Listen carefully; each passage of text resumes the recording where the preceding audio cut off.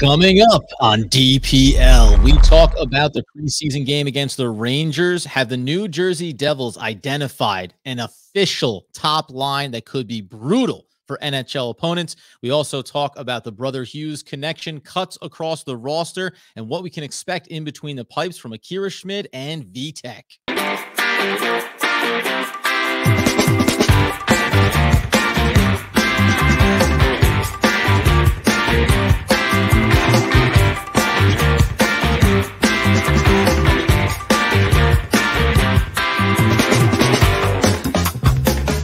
Yes, sir. It is the Devil's Puck Luck Podcast, DPL, where, of course, we are your hosts over here, Adam Armbrecht, breaking down the Brooklyn Nets on the Locked On Nets podcast with Doug Norrie and your New York Football Giants. Big game Monday night coming on the One Giant podcast with Andrew Makowitz, joined as always by the 20-plus year season ticket holder, the pulse of the Devils fan base, Danny McDonough. How are we, sir, as we bring the action? Shut up. I'm not done yet. No, I never know where you're going. Saturday morning. Saturday morning, yeah. That's right. Yeah.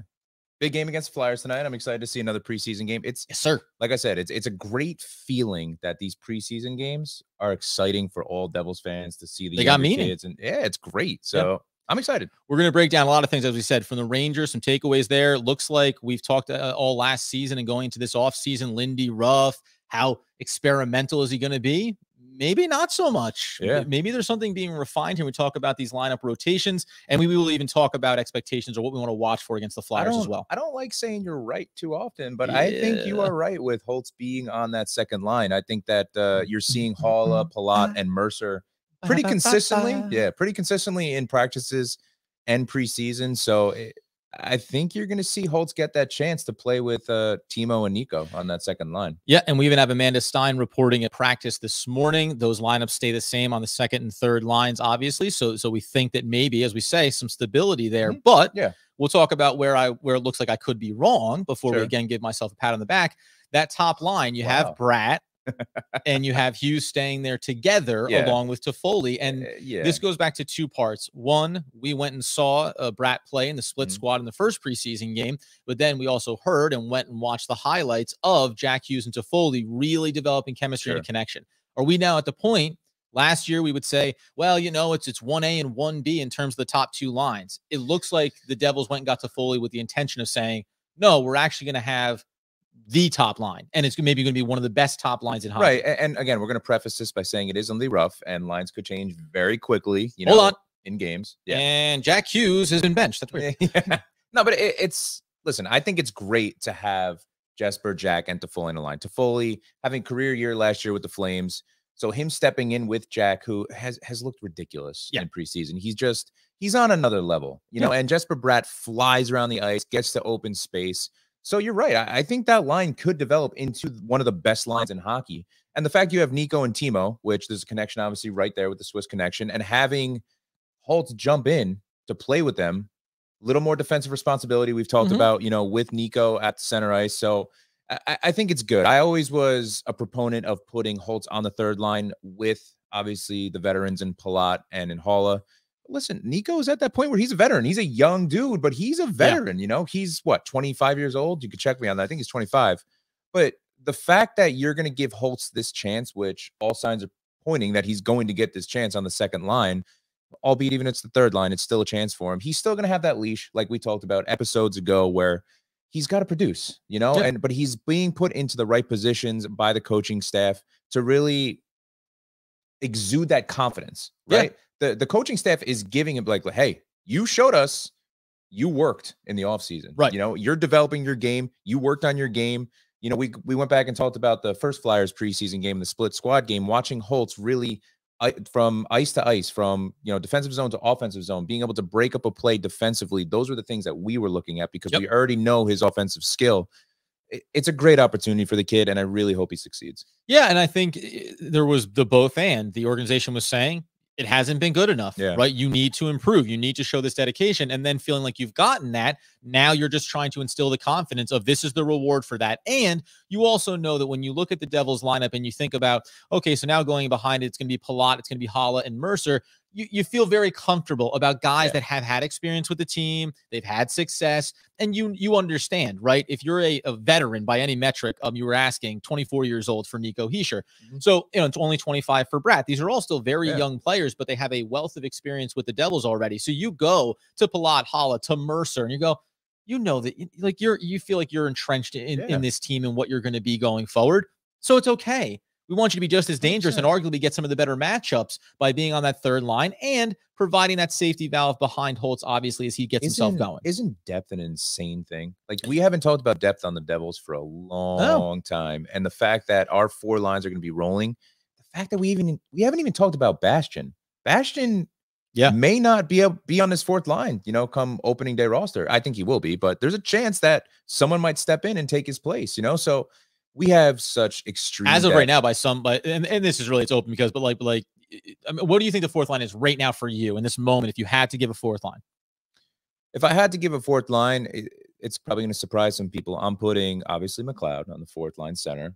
I'm putting Bastian on the wing, and I'm putting Foote with them. I think Foote can make this team. What I've seen from Foote, you have too. Even Thompson, I think that there's a very good chance that he's starting over Lazar, in the first game.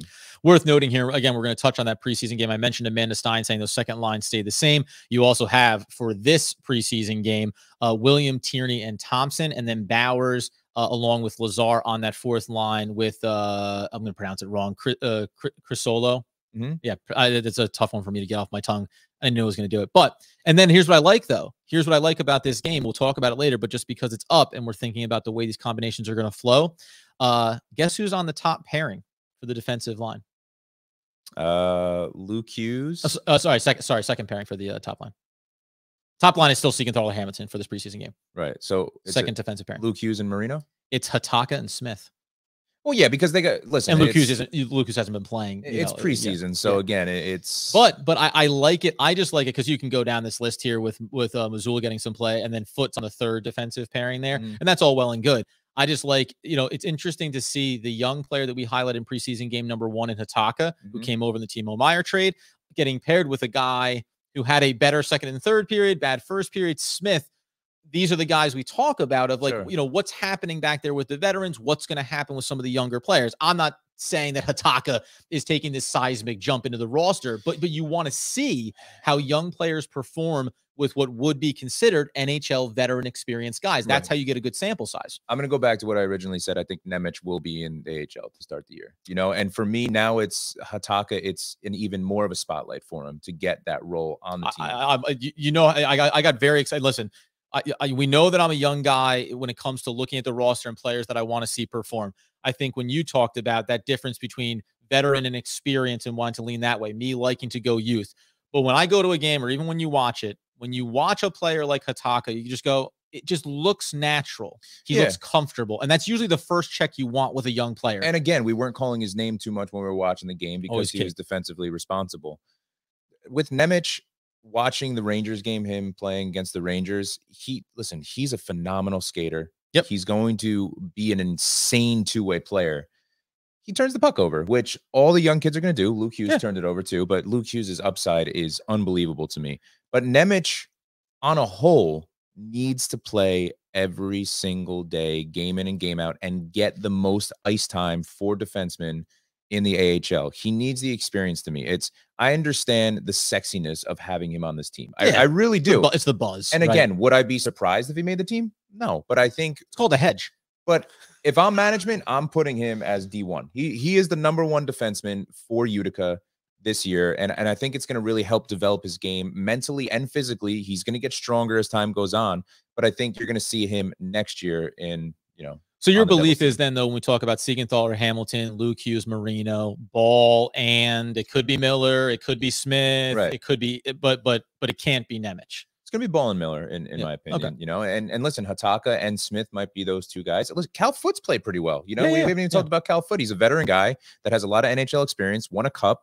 So, he's a guy that you might see step up and be on this NHL roster, and it would not surprise me at all. But Hatakka is an interesting guy. He's most likely going to be in the AHL. I think we both know that. He has some injuries in his past. So, he hasn't been, that agile kind of, you can rely on him for 75 games a year type of guy. But, it's going to be interesting to see Hatakka play tonight, right? It's just to see if he's going to really take more steps forward, and if he can be a guy that will be that 7th defensive man on the roster, that 8th defensive man on the roster. So there's a lot of question marks, but to me, I'm holding true on what I said originally about Nemec. I think he's going to be absolutely incredible, and I'm going to go out on a limb here, and I'm going to say that he might be a better player than Luke Hughes in the future. He might have a better career when everything is all panned out than Luke Hughes does. The way that he just manages the blue line 5-on-5 is something insane. I think that Luke Hughes and Nemec 5 years to 8 years down the road are going to be #1 defensemen for the Devils. And again, we talk about, we talked about that. Yeah. We talk about the Scotty Niedermayers, you know, being those #1 guys. Nemec is showing a lot of that. We talk about Luke Hughes can be a very Dougie Hamilton type of player that to me can be a better defender than Dougie Hamilton in the future. So especially if the goal is to develop that side end of the ice, right? Because sometimes you don't know which way you want to be leaning. Where the Devils are organizationally right now, they should be, as you're being a competitive team and as you have some veteran guys, let's be thoughtful and conscious about how we want to develop our players along the way. Did you have coming back here? Keep your mouth shut. Coming back here in a second, we're not only going to talk about the power play in that past game really there, and how Luke Hughes performed. A little bit of a debate that Danny and I have going on there. We're also going to take a look at the players between the pipes. Akira Schmid and Vitek Vanacek are certainly doing everything the right way in this preseason to get us excited. The connection between Luke Hughes and Jack Hughes, and then some of the adjustments that have made to the roster. Not a lot of cuts officially, but players that are going to be getting sent down to the AHL. We will cover all of that coming up in what they say is just 1 second, right after I tell you about our friends over DraftKings, because you know that we're back with another week of football, and DraftKings Sportsbook is keeping us in on the NFL action with great offers every single game day. New customers right now can bet just $5 and get $200 instantly in bonus bets. Throw down $5 on any of this week's epic matchups and walk away an instant winner no matter what with the bonus bets. And DraftKings isn't stopping there. All customers can also take advantage of 2 new offers every single game day throughout September. So hopefully you got it in there on the Thursday night. But remember, as we roll into October, you know that DraftKings is going to give you more opportunities to win big. Football is just more fun when you're in on the action. So download the app now and sign up with code THPN. New customers can bet just $5 to get $200 instantly in bonus bets only on DraftKings Sportsbook, an official sports betting partner of the NHL, with code THPN. The crown is yours. Gambling problem? Call 1-800-GAMBLER or visit www.1800gambler.net. In New York, call 877-8-HOPE-NY or text HOPE-NY to 467-369. In Connecticut, help is available for problem gambling. Call 888-789-7777 or visit ccpg.org. Please gamble responsibly on behalf of Boot Hills Casino and Resort. Licensed partners, Golden Nugget, Lake Charles. 21 plus age varies by jurisdiction. Void in Ontario, Canada. Our friends to the north. See sportsbook.draftkings.com/football terms for eligibility, terms and responsible gambling resources, and bonus bets expire 7 days after issuance. Eligibility and deposit restrictions, why they do apply. Devil point total 103.5 over under. Hit me. 103.5. I'll take the over. I am too. My prediction is 50, 25, and 7 for the Devils. 107 points. Okay, what's happening here is normally we might tease something like this ahead of the start of the regular season. Dan's just jumping the gun and what he's doing is it's called eating content. We don't get to go back to that now, and we'll never reference it again. You know me. I'll probably change that a little bit. Danny McDonough. Yeah. Oh, what? Yes, that's my name. Yeah, I know you. Adam Armour. That's okay. Now, we will touch on that, by the way, and we'll dive into some. We've done it before, of course, across this off season, but official predictions and a little bit that can be influenced by what we're seeing from other teams. Yes. Something else we want to do before the season kicks off is look at. I used Boston as a reference.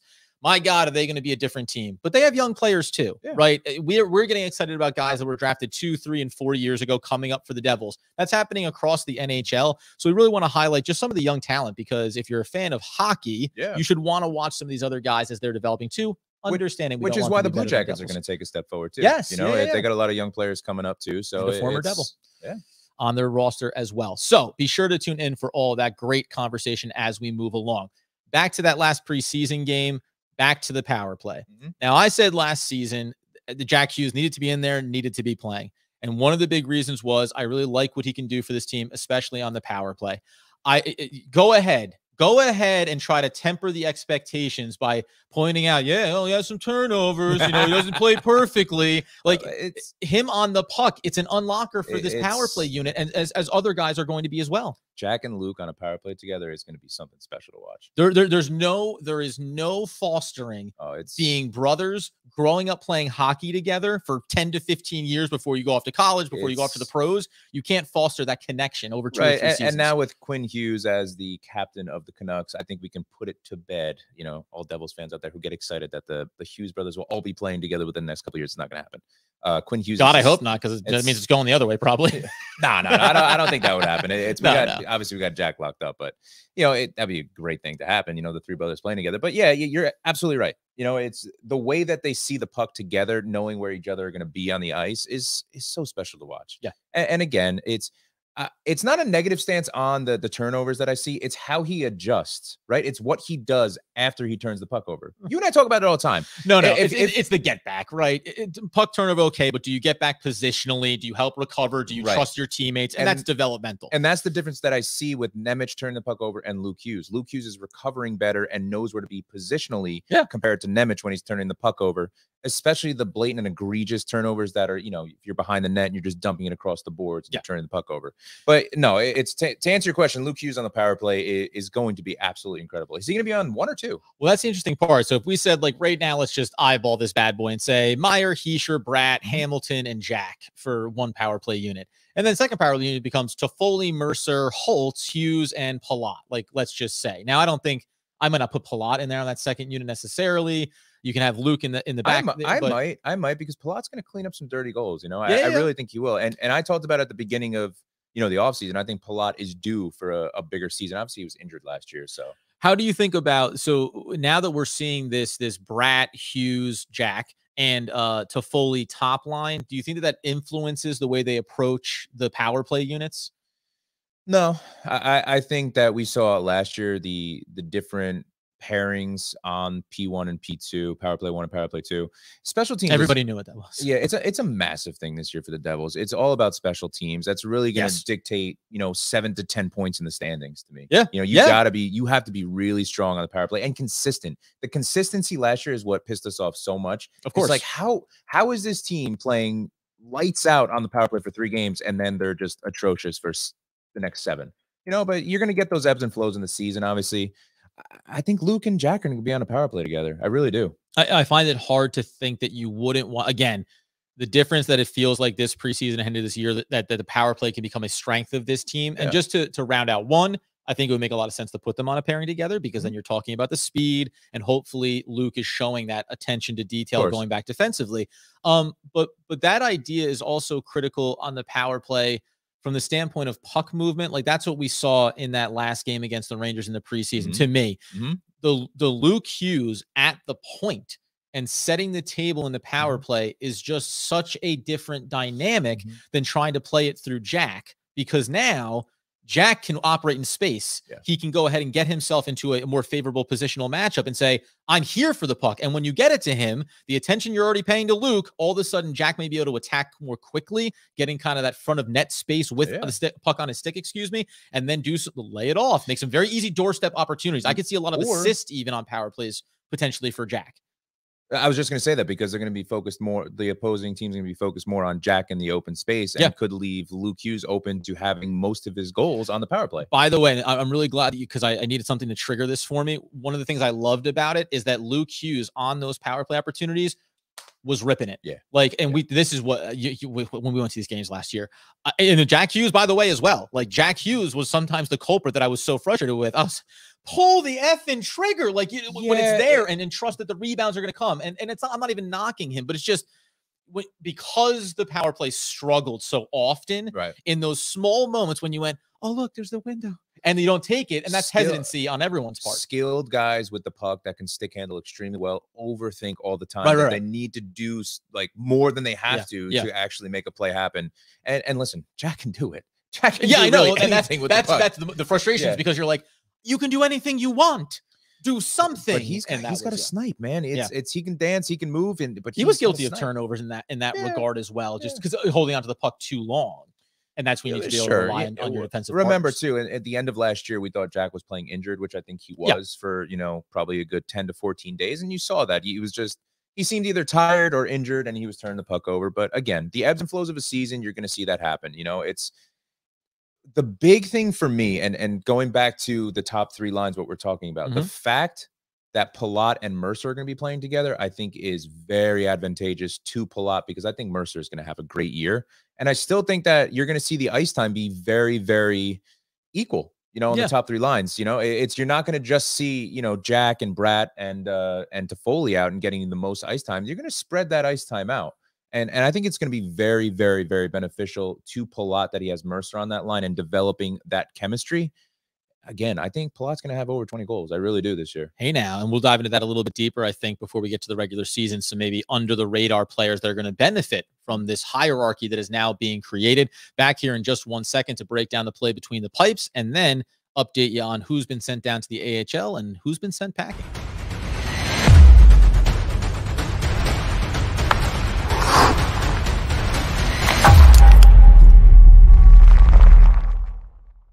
All right, so the other nice note from this preseason, I think, as we talk about the state of the New Jersey Devils heading into the regular season, and we can go back to the Rangers preseason performance from Akira Schmid. Oh, man. Highlight how he played in that game, and then we'll bring it right back to the veteran ahead of him in VTech, and just where our expectations are maybe evolving here going to this season. I can't believe how much he's owned the Rangers, right? And it's in the playoffs, into the preseason. Granted, again, it's preseason. I know it's preseason, but it's a nice little, like, it's not even a risk, but doing that, it's like, hey, let that sit, let that sit in the back of your head, Rangers. Like, 19 saves, I still got man. your number. 19 saves. And then when Hallgren came in, obviously he gave up a couple goals, but Akira and Vitek, they look great. Yeah. You know, they look great to start the preseason. And you and I have said it from the jump that we want that to be the tandem in net. And I think we're more so comfortable. We were never hesitant on the comfort, you know, level of having these 2 guys. But now I think you could see it just across the board. Very small sample size, of course. But Vitek and Akira are going to be battling out for that #1 goaltending position. And it is a great, great problem to have when you're like, either of these guys can be my #1. Yeah. And again, maybe splitting it 60-40 in Vitek's favor over the year to give him a little more rest. 55-45, and then again riding the hot goalie going into the playoffs is the move for the Devils. Yeah, and I think the other thing when it comes to VTech, it's, hey, listen, your confidence was probably shooken or shattered in the last playoff run for the Devils. Is it shooken or shaken? It doesn't matter. I was going to move past it, not stirred for certain. And but it was good to see when we talk about a player that in theory we could come to this year and come to this preseason and been like, maybe Vitek is a broken player. Now, I didn't think that was likely. The regular season performance has been there, and the organization didn't think that was likely because they didn't go make the big move. So both these players, though, are coming in. So what you have is an experienced goaltender who wants to get that ugly mark off his record in the playoffs. But guess what? You can't do that for 82 regular season games. So I think you're going to see him come in with that fire. Likewise, Akira Schmid got the taste, and he's looking and saying, and this is good, right? This could be my team. This could be me getting the dominance. So you want that healthy competition where both players, I have confidence in either one of them playing. It will eventually be his team. Yes. And by the way, and so that's really just comes down to a matter of when, not if. And what I will say is I'll be really excited to watch VTech early in the season, because the big contrast that we saw in the playoffs, especially when they made the switch to Akira, was just his positioning was so much more crisp. He was so much more aware. He seemed to be anticipating where the puck was going to be going, whereas VTech was doing a lot of reacting, which is always a half a second late, is a lot of pucks in the back of the net. So he looked tired to me in the playoffs, VTech. You know, he just looked tired. He looked a step late.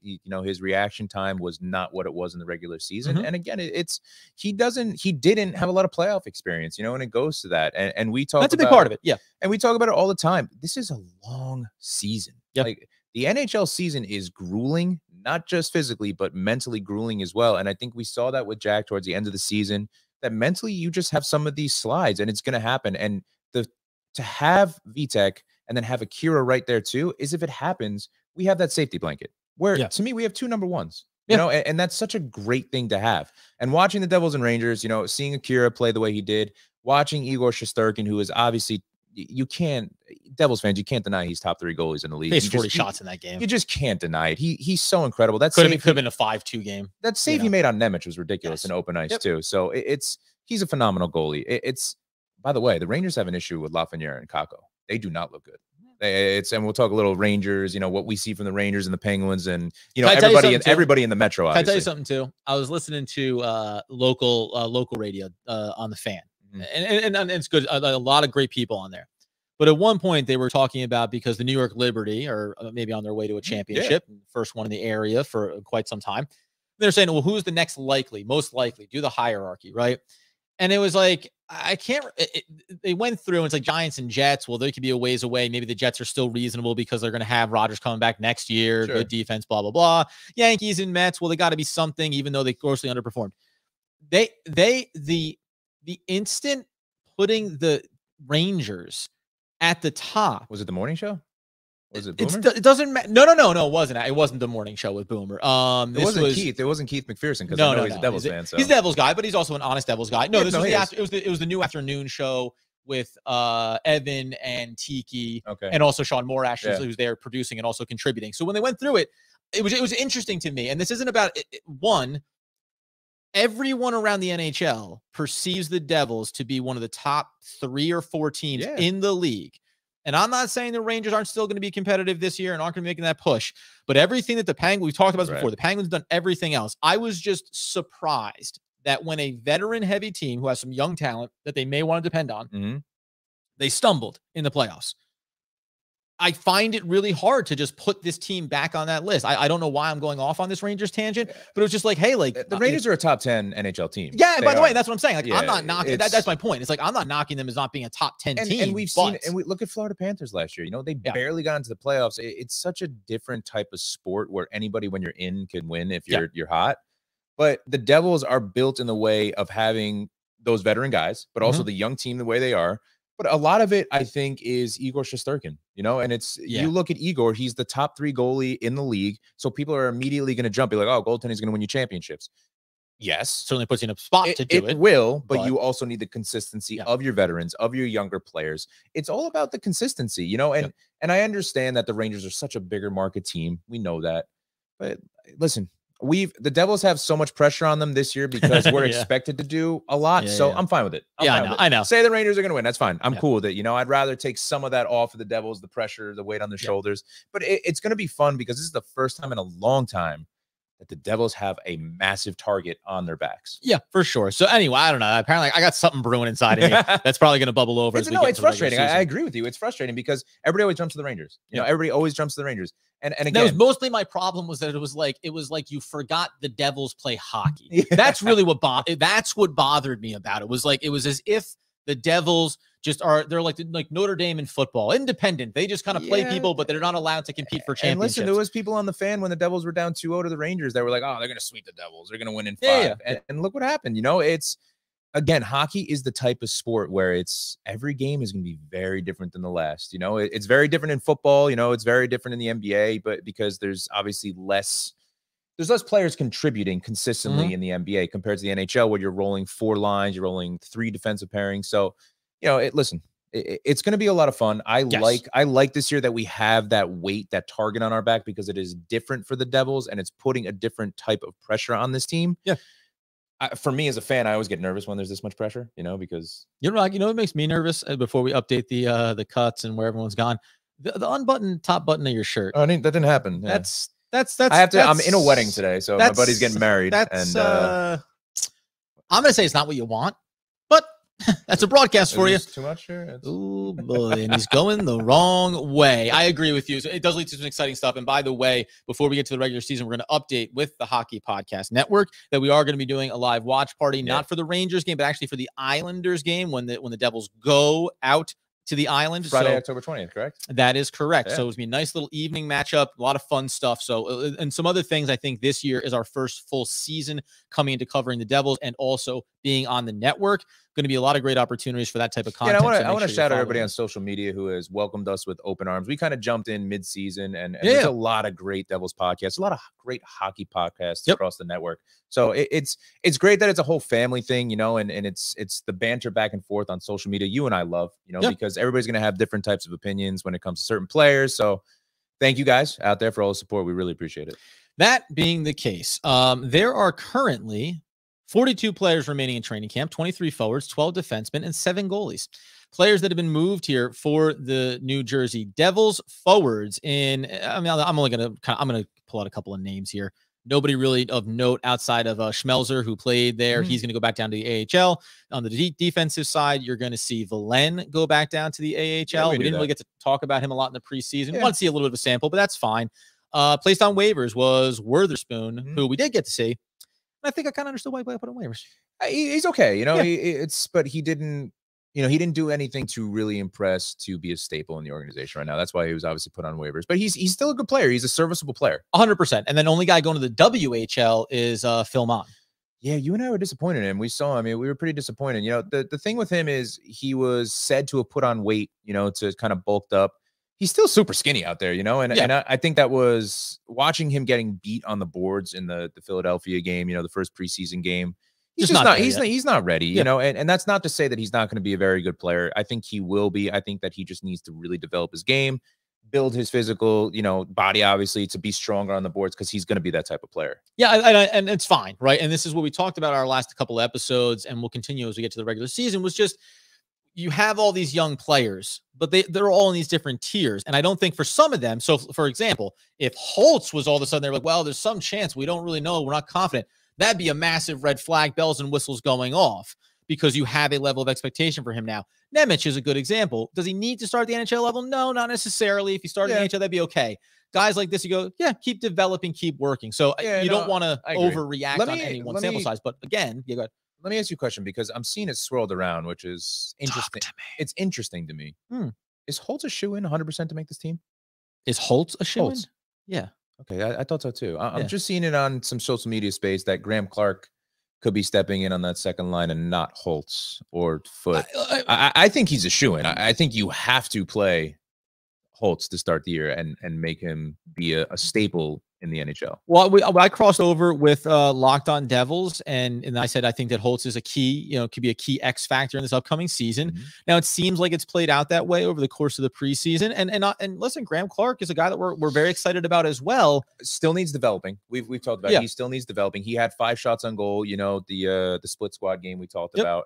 He's going to be a phenomenal player. I'm not as high as certain people are on social media, and I hear Devils fans with Graeme Clarke. I still think he needs a lot of work. Yeah. So I don't see him being someone that can step in and do what Holtz can do. I just don't. I don't. And so we'll see how it unfolds. But I said this at the time. I thought that the idea for Holtz this year was, this is your moment. This is your opportunity.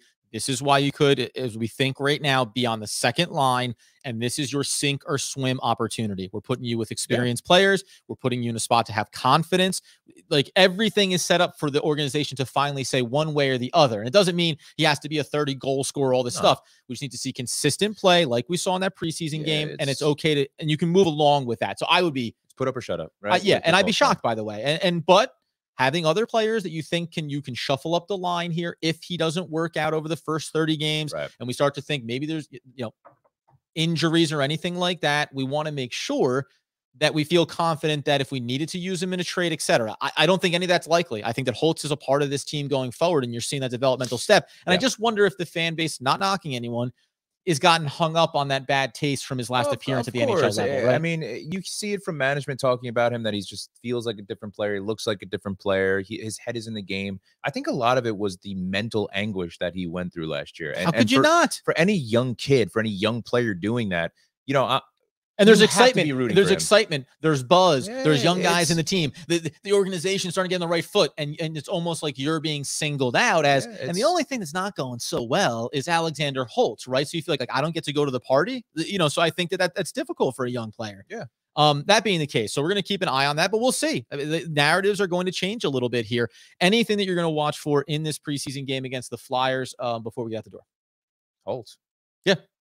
We're gonna watch game again. Another great game. You were on the Amanda Stein's page. He was with Timo and Nico and Holtz, right? That was the line comment. Yeah. So I want to watch that line. I mean, this could be our second line, you know, and it's going to be very interesting. I want to see the dynamic. I want to see him in open space, man. Yes. And I want to see his defensive game continue to develop.